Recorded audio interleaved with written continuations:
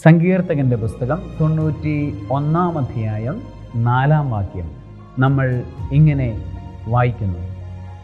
തൻ്റെ തൂവലുകൾ കൊണ്ട് അവിടുന്ന് നിന്നെ മറച്ചുകൊള്ളും. അവിടുത്തെ ചിറകുകളുടെ കീഴിൽ നിനക്ക് അഭയം ലഭിക്കും. അവിടുത്തെ വിശ്വസ്തത നിനക്ക് കവചവും പരിചയും ആയിരിക്കും. തൻ്റെ തൂവലുകൾ കൊണ്ട് അവിടുന്ന് നിന്നെ മറച്ചുകൊള്ളും.